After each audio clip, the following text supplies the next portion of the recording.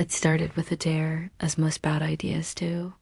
Three friends sat huddled together in an old creaky house, with rain pelting against the windows like tiny fists. The storm outside had knocked out the Wi-Fi, and boredom was creeping in fast. One of them brought up the idea casually, as if it was nothing serious. Let's do Bloody Mary. The name itself carried a chill, even when spoken in jest, but laughter quickly covered the unease. They weren't believers in ghost stories or urban legends. To them, this was just another silly challenge to post about later.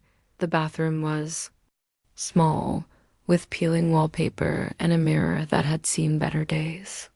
A thin crack ran through the glass like a scar, and the overhead light flickered as if it sensed something was about to happen. One of them lit a single candle, its tiny flame, casting exaggerated shadows on the walls. The door was closed, the lights turned off, and they stood shoulder to shoulder, their reflections barely visible in the dim glow. "Bloody Mary," they said in unison, their voices wavering only slightly. "Bloody Mary," they repeated, a little louder this time. "Bloody Mary," the final chant echoed, then faded into silence. They stared at the mirror, waiting. Joking, one nudged the other, pretending to be scared. But something shifted. The air seemed to thicken, the candle's flame trembled violently, and for a moment, none of them could move. The silence wasn't natural, it pressed against their eardrums, heavier than anything they'd experienced. Then, the candle went out, not flickered, not faded. Snuffed, like someone had pinched the flame between cold fingers. The room was instantly swallowed by darkness. One of them fumbled for the doorknob, the others laughed nervously, but nobody said a word about the sound they all heard. A slow, dragging breath, not from any of them. From behind the mirror, when the light finally returned and the candle was relit, everything looked normal again. No figure in the mirror, no blood, no broken glass. Just three shaken friends trying to pretend nothing had happened. They convinced themselves it was just the wind, or maybe their imagination, because the alternative was far worse. The morning after the Bloody Mary ritual, everything felt slightly off. The house was too quiet, the air heavier than before. One of the friends, Mark, was nowhere to be found. At first, the others thought he had left during the night. Maybe he'd gotten spooked and gone home without saying anything. His phone was still on the couch, screen dark, charger plugged in. His jacket hung on the back of the chair. The front door was still locked from the inside. They called his name, searched every room, even the basement, but there was no sign of him. His shoes were still by the door. They assumed it was some kind of prank and waited for him to jump out and scare them.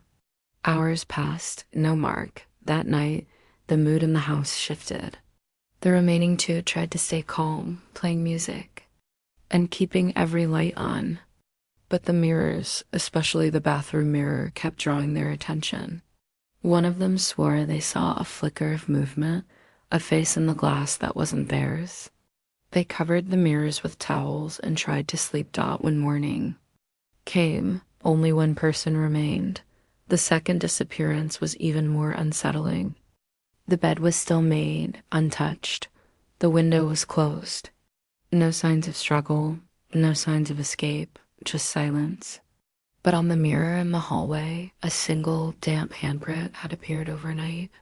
It was too large to belong to either of them, and far too high on the glass to be from someone simply walking past. Panic set in. The remaining friend locked every door, closed every curtain, and refused to speak the name again. Something was in the house, and it wasn't finished. The feeling of being watched grew stronger with every passing hour. The mirrors became the center of everything. At first, they were just unsettling, reflecting more than they should, holding on to shapes a little too long. But as time went on, they started showing things that weren't there. Shadows moved behind the reflection, even when the room was still. Eyes seemed to blink where there should have been none. The last friend left in the house began to avoid them entirely, draping every mirror with sheets and towels, anything that could block whatever was trying to look back. Despite their efforts, the mirrors didn't stay covered. Every morning, one would be exposed again, as if deliberately uncovered during the night. The hallway mirror had become the worst. A faint breathmark would appear on its surface, accompanied by long, slow finger streaks sliding down the glass.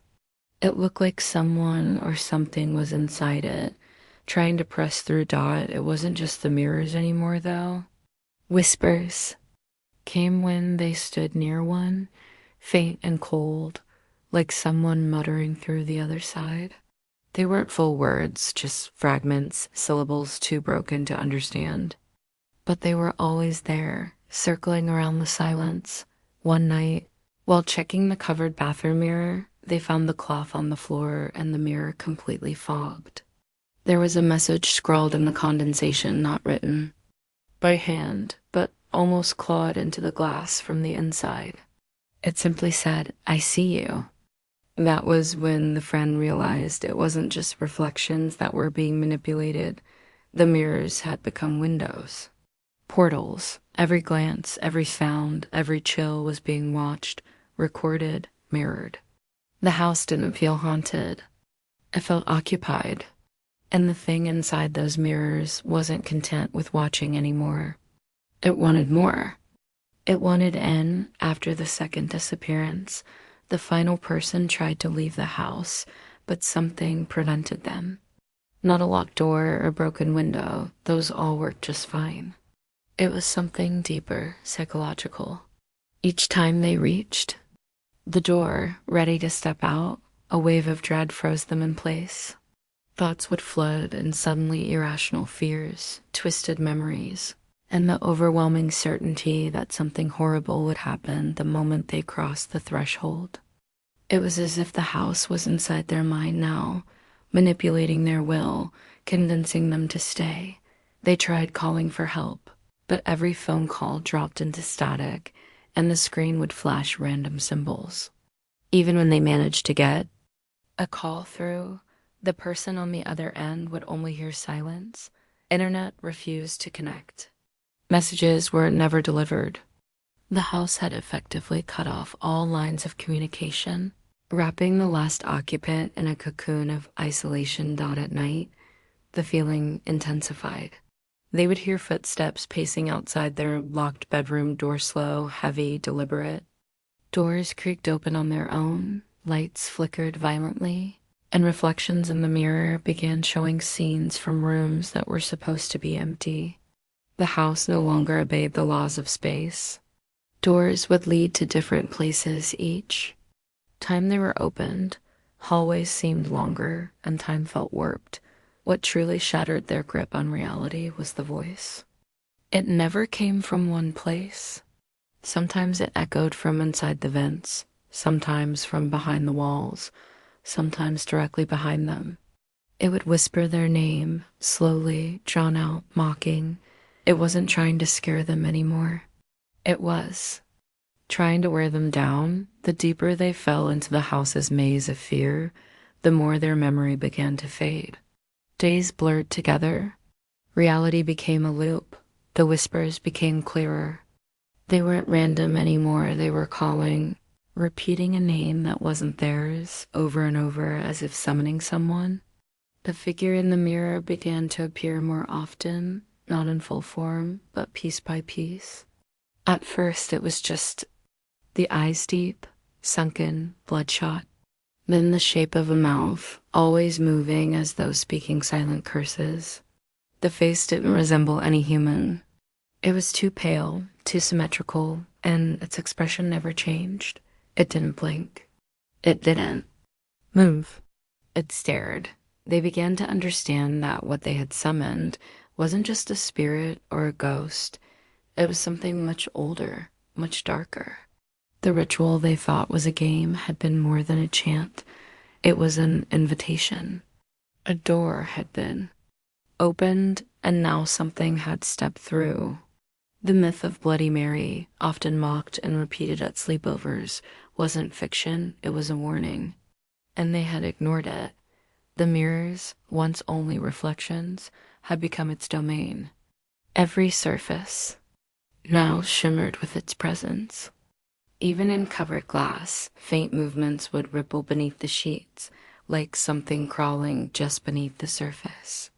The entity was no longer content staying behind the glass. Each night, it drew closer. First, it appeared behind them in reflections. Then it whispered in their ear when they turned away. Finally, its shadow would pass through the room, long and fluid, like liquid darkness slipping across the floor. There was no reasoning with it, no bargaining, no apology strong enough to undo what had been done. It didn't want an answer. It didn't want forgiveness. It had been called, and that alone was enough. It had waited in silence, behind countless mirrors across time, until someone foolish enough gave it permission to come through.